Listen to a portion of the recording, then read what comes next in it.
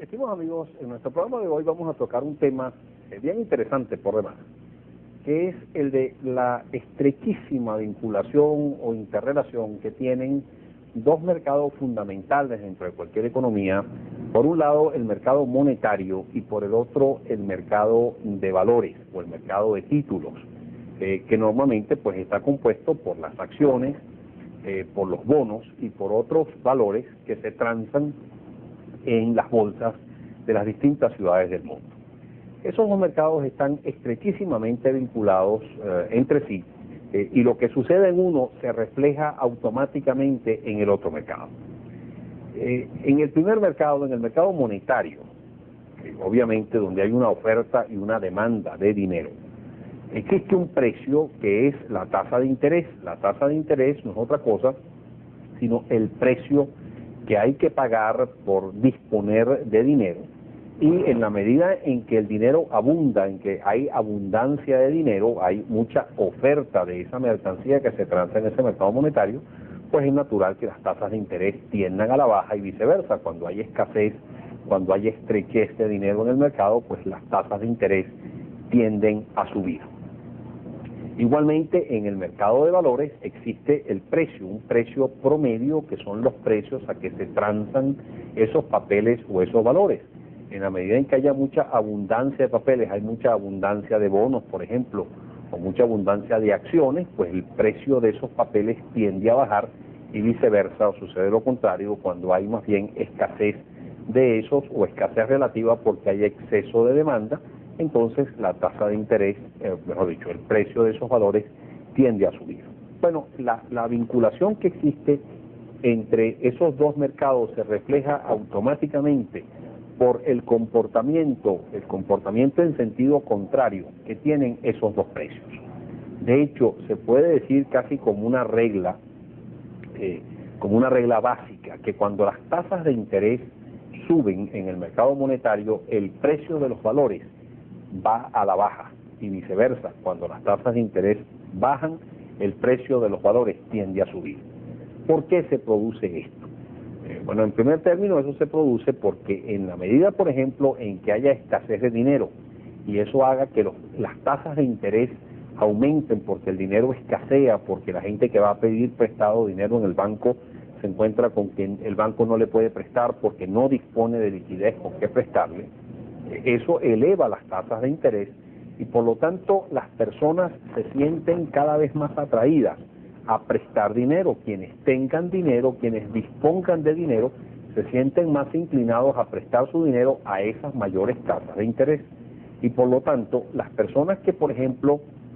tienen bonos o tienen acciones que han adquirido en el mercado de valores, se inclinan a vender esas acciones y a vender esos bonos para a cambio obtener liquidez, es decir, liquidan esas inversiones en valores para así obtener dinero líquido que pueda ser colocado en el mercado monetario y así beneficiarse de las mayores tasas de interés. Eso entonces hace que el precio de esos valores que ahora se intentan vender, aumenta la oferta, el deseo de venta dentro del mercado de valores. Eso obviamente deprime el precio de esos valores, reduce el precio de los bonos y tiende a reducir el precio de las acciones, haciendo que el precio en el mercado de valores tienda a la baja. Por el contrario, cuando hay abundancia de dinero, cuando por lo tanto el precio que hay que pagar por ese dinero es menor, es relativamente tiende a bajar, pues por la abundancia de dinero, eso entonces hace que las personas se sientan poco inclinadas a colocar su dinero, colocar sus recursos en forma líquida, en forma de dinero, y más bien prefieren colocar o utilizar esos bolívares abundantes en la adquisición de valores que a lo mejor les da un rendimiento mayor o un rendimiento más atractivo. Y es entonces así como la gente prefiere utilizar los bolívares para adquirir bonos o adquirir valores en el mercado de valores, y esa sobredemanda de papeles pues tiende a elevar el precio de los valores. Fíjense pues entonces que cuando subían las tasas de interés bajaba el precio de los valores, y por el contrario, cuando bajaban las tasas de interés subía el precio de los valores. Bueno, ¿qué implicaciones tiene todo esto? Esto es una explicación financiera que se estudia pues en en los cursos introductorios de finanzas y de macroeconomía, pero ¿qué implicaciones o cómo se refleja de hecho esto en la vida real?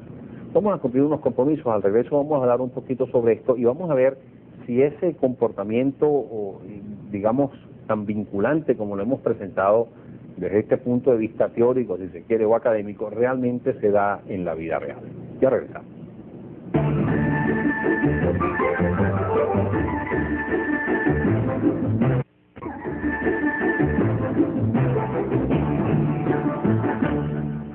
Decíamos que la tasa de interés no era otra cosa sino el precio que priva en el mercado monetario. Cuando hay abundancia de moneda, cuando hay abundancia de dinero, el precio que hay que pagar por esa cosa abundante que se llama el dinero tiende a bajar, la tasa de interés tiende a bajar y viceversa. Pero ¿de qué depende esa cantidad de dinero que pueda existir en un momento dado en un mercado? El Banco Central, el ente emisor, tiene un papel fundamental que jugar en la determinación de esa cantidad de dinero en poder del público, porque a través de instrumentos de política monetaria puede estimular o desestimular, digamos, el dinamismo de la cantidad de dinero que exista dentro de ese mercado. Uno de los instrumentos de política monetaria que tiene cualquier banco central es precisamente encarecer la asistencia financiera que en una forma regular le da el Banco Central a los bancos del sistema, a los bancos comerciales o a las instituciones financieras del sistema. Y, digamos, por esa asistencia financiera el Banco Central cobra un impuesto, una tasa, un interés que normalmente se denomina la tasa de redescuento o el precio, digamos así, la tasa de interés que cobra el Banco Central a los bancos por los auxilios financieros que ésta le da. Y es obvio que cuando esa tasa de interés, ese costo del dinero de la asistencia financiera del Banco Central aumenta porque el Banco Central así lo decide, eso se refleja automáticamente sobre todo el sistema financiero porque los bancos tienden a desestimularse a pedir dinero prestado al Banco Central, que ahora es más costoso. Y a la vez los bancos comerciales tienden automáticamente a ajustar las tasas de interés que le cobran a sus clientes por los préstamos y créditos y descuentos que le dan a sus clientes, los tiende a aumentar en línea con la decisión del Banco Central. Y es por eso que cuando el Banco Central aumenta las tasas de interés de los fondos que ella presta, pues también las tasas de interés en el mercado tienden a aumentar. Y al aumentar las tasas de interés en el mercado monetario, pues eso, como decíamos en el segmento anterior, se refleja en una reducción en el precio de los valores, particularmente de los bonos y de las acciones. Y ahí es donde está ese estrechísimo vínculo entre una cosa y la otra. De hecho, en los países o en las economías, digamos, más desarrolladas, donde los mercados de valores son ampliamente desarrollados, son mercados de valores muy diversificados, muy sofisticados, donde todo el mundo, digámoslo así, invierte o juega en el mercado de valores, tiene parte de sus ahorros colocados en ese mercado de valores. Todo el mundo está muy atento a lo que la autoridad monetaria, por ejemplo, en el caso de los Estados Unidos, representado por el señor Alan Greenspan, que es el presidente de la Reserva Federal del Banco Central de los Estados Unidos, o Banco de la Reserva Federal, tiene que decir en materia de tasas de interés. Cuando el señor Greenspan percibe, por ejemplo, que hay peligros inflacionarios dentro de la economía norteamericana, hay mucha demanda, hay mucho consumo y por lo tanto es muy probable que empiecen a aparecer presiones alcistas en los precios por ese exceso de demanda. Entonces es natural prever que el presidente del Banco Central, cuyo objetivo central, capital, digamos, fundamental en su política monetaria es evitar que se materialicen presiones inflacionarias, la gente comienza entonces a percibir que el señor Greenspan o que, digamos, el directorio del Banco Central de los Estados Unidos, el Federal Reserve, va a tomar una serie de medidas tendentes precisamente a restringir la cantidad de dinero dentro de la economía norteamericana para así evitar que se materialicen esas presiones inflacionarias. Y es entonces así como cada vez que el señor Greenspan da declaraciones en el Congreso o a la prensa o habla, todo el mundo lo escucha porque está la expectativa de ver si él hace anuncios de que el Federal Reserve va a implantar una política monetaria de carácter restrictiva que se va a reflejar en una elevación de las tasas de interés. ¿Por qué? Simplemente porque eso no significa otra cosa, sino que el precio de los valores, el precio de las acciones y de los bonos en el mercado de valores va a tender a bajar y por lo tanto eso se refleja en las decisiones de compra y venta de esos valores. De hecho, después de varios meses de estar la gente previendo de que iban a aumentar las tasas de interés o de que el Federal Reserve iba a aumentar las tasas de interés, finalmente, hacia fines del mes de marzo pasado, el directorio, digámoslo así, del Federal Reserve decidió elevar las tasas de interés que cobraba por los fondos federales o por los fondos que cobraba el Federal Reserve. De hecho, yo les quiero mostrar este pequeño gráfico aquí, bastante significativo, donde podemos ver exactamente lo que allí sucedió. Fíjense ustedes que aquí tenemos el comportamiento desde enero de 1993 hasta el mes de marzo de 1997. Y fíjense ustedes como después de un bajo nivel y de una altísima estabilización, esas tasas de interés de fondos federales o de préstamos por parte del Federal Reserve sufrieron un fuerte aumento, sostenido aumento durante el año 94, que terminó a comienzos del año 95, donde después se estabilizaron y comenzaron a bajar, y durante todo el 96 y comienzo del 97 se mantuvieron prácticamente constantes. Y fue tan solo a fines de marzo cuando esa acción del directorio del Federal Reserve permitió aumentar esa tasa de interés. Bien, en este caso nosotros lo que observamos fue que la decisión por parte del señor Greenspan de elevar esas tasas de interés hizo que el precio promedio, digámoslo así, en el mercado de valores de Nueva York cayera en una forma considerable, que hubiese un ajuste sustancial como respuesta precisamente a esa decisión de elevar las tasas de interés en los Estados Unidos, o que el Federal Reserve tomó de elevar las tasas de interés que cobraba por los fondos que prestaba, a pesar de que esa elevación de la tasa de interés fue una cuestión mínima, fueron solamente de 0,25, fue de 0,25%, es decir, de una magnitud realmente menor, pero solamente la decisión de que esas tasas de interés por parte del Federal Reserve aumentaran hizo que incuestionablemente la bolsa de valores de Nueva York mostrara una caída sustancial, como se puede ver en este gráfico que se les va a mostrar ahora, donde está, digamos, representado el comportamiento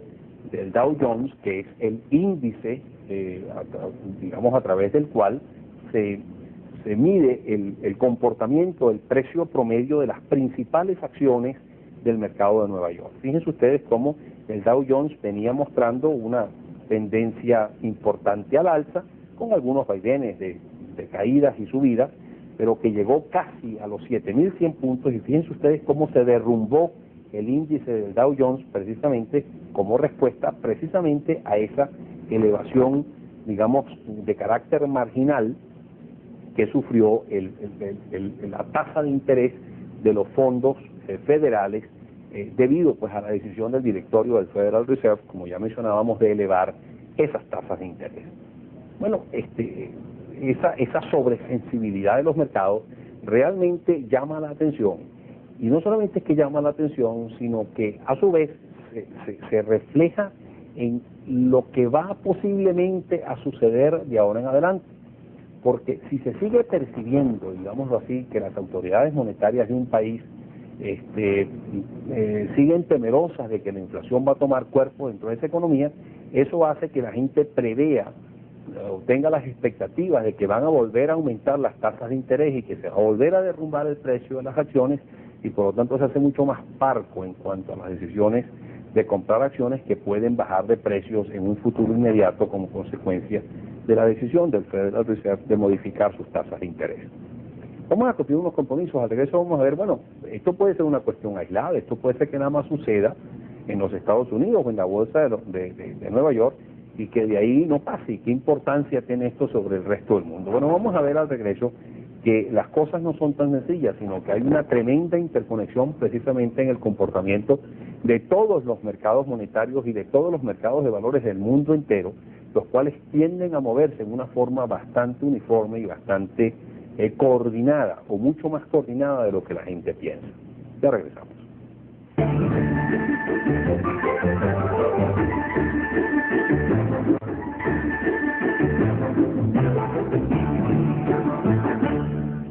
El estrechísimo vínculo que existe entre el comportamiento del mercado monetario y el comportamiento del mercado de valores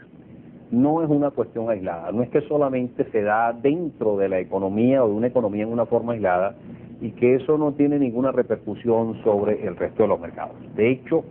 no solamente es que las decisiones en materia monetaria, por ejemplo, que se tomen en los Estados Unidos, se reflejan, como es natural y obvio, muy directamente sobre el mercado de valores de Nueva York, el mercado de valores dentro de la economía norteamericana, sino que ello también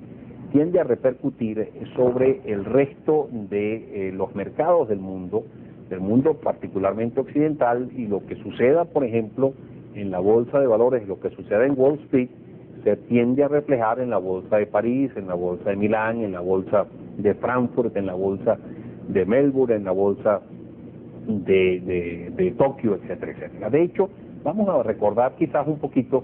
lo que les decía en el segmento anterior, que había sido el comportamiento del índice de Dow Jones, que, como les decía, era el índice a través del cual se mide el comportamiento de los valores en la bolsa de Nueva York. Decíamos que después de venir mostrando una tendencia, una franca tendencia al alza, ese índice se derrumbó después que se tomó la decisión por parte del Federal Reserve de incrementar los valores, y después de esta caída tan profunda, esta corrección tan profunda,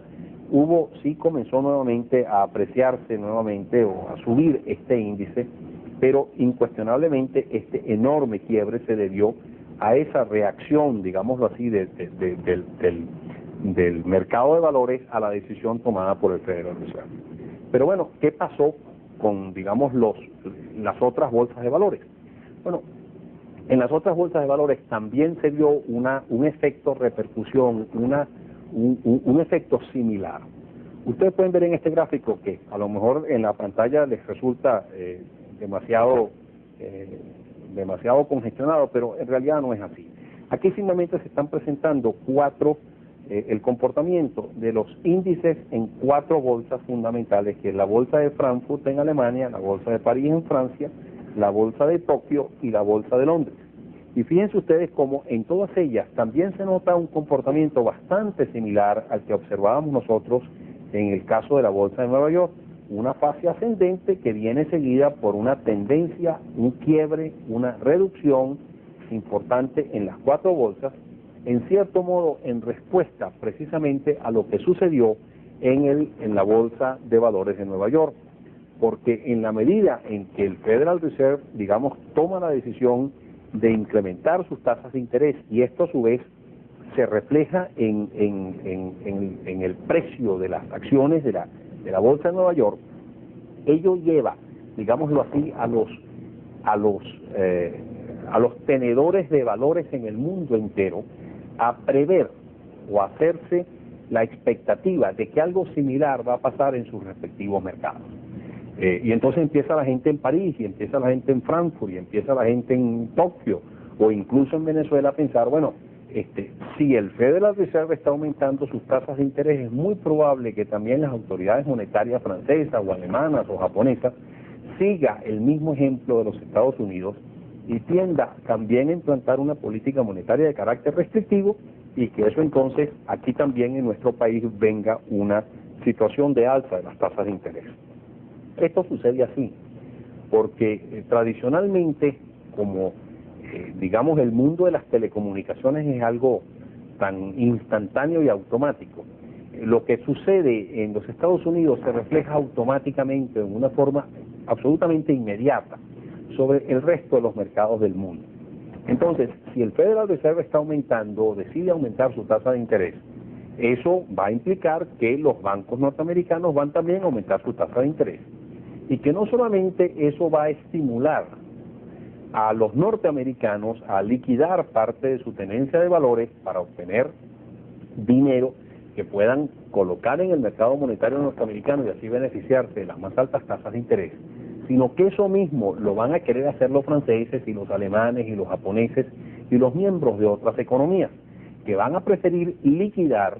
digámoslo así, parte de sus valores, parte de sus bonos o parte de sus acciones para obtener dinero líquido que lo puedan transferir al mercado norteamericano o al mercado del dólar y así beneficiarse de esas mayores tasas de interés en los Estados Unidos, y que por lo tanto se produzcan una especie de fuga de capitales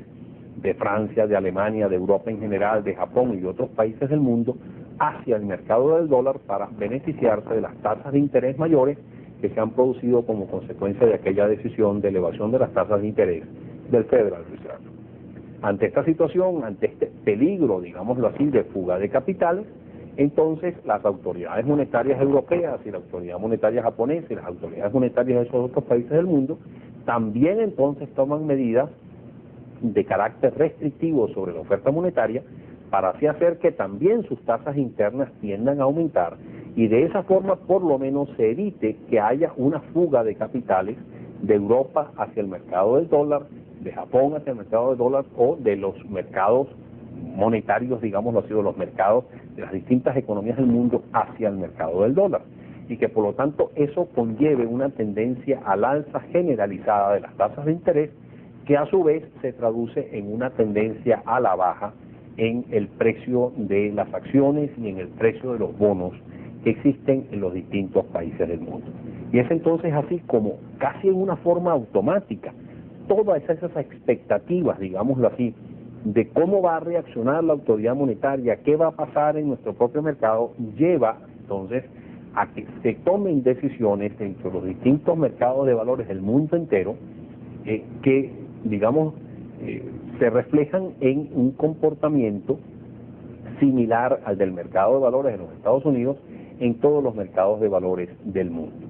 De hecho, lo que sucedió a fines del mes de marzo, durante los primeros días del mes de abril, fue una, si se quiere, una sobrereacción de parte de los distintos mercados del mundo, que al estar tan estrechísimamente vinculados hacen que todos esos mercados muestren un comportamiento bastante similar. Y que por lo tanto eso haga que los inversionistas, digámoslo así, los que colocan sus fondos o sus ahorros para ser utilizados en la adquisición de bonos o de acciones en los mercados de valores, busquen en cierto modo mitigar el riesgo de caída de una bolsa de valores, por ejemplo en Nueva York, diversificando su inversión, invirtiendo en lo que se denominan los fondos globales, que no es otra cosa sino unos fondos que se van formando con esos recursos que se destinan a la inversión de esos en esos mercados y que entonces hacen inversiones en las distintas bolsas de valores del mundo entero. Y con eso se pretende, digámoslo así, neutralizar el efecto negativo que una caída, por ejemplo, en la bolsa de Nueva York pueda tener sobre mis colocaciones, porque esa caída en la bolsa de Nueva York puede venir acompañada por una subida en la de París y en la de Frankfurt y en la de Tokio, que me neutralice la caída de la de Nueva York. Cada vez se está viendo más que hay una vinculación realmente estrecha entre las distintas bolsas de valores del mundo y que cuando particularmente la principal bolsa, que es la bolsa de Nueva York, el principal mercado de valores, que es el mercado de Nueva York, cae, eso viene acompañado por movimientos muy similares en el resto de las bolsas y que por lo tanto prácticamente pues todas las bolsas tengan más o menos unos comportamientos relativamente similares. Esto claro está, es muy simplista, esto no siempre es así, hay casos muy especiales, muy focalizados, muy específicos que llevan a movimientos disímiles en los mercados de valores en las distintas bolsas del mundo, pero lo que sí es cierto es que cuando hay unos movimientos, digamos, importantes en las decisiones de tasas de interés a nivel del Federal Reserve, que se reflejan contundentemente sobre el comportamiento de la Bolsa de Valores de Nueva York, ello tiende a reflejarse, tiende a esparcirse, tiende a repercutir en una forma uniforme y bastante similar en el resto de las bolsas del mundo. Como ven, estas son cuestiones por demás complejas, son cuestiones tremendamente sutiles que responden a unas expectativas del público sobredimensionadas muchas veces, que lleva por lo tanto a unos movimientos bastante abruptos, bastante bruscos de los precios de estas acciones y que por lo tanto pues hacen por demás interesantes los movimientos en estos mercados de valores debido a la estrechísima vinculación que existe entre lo que sucede en el mercado monetario y lo que sucede en esos mercados de valores. Reciban un cordial saludo y hasta la próxima.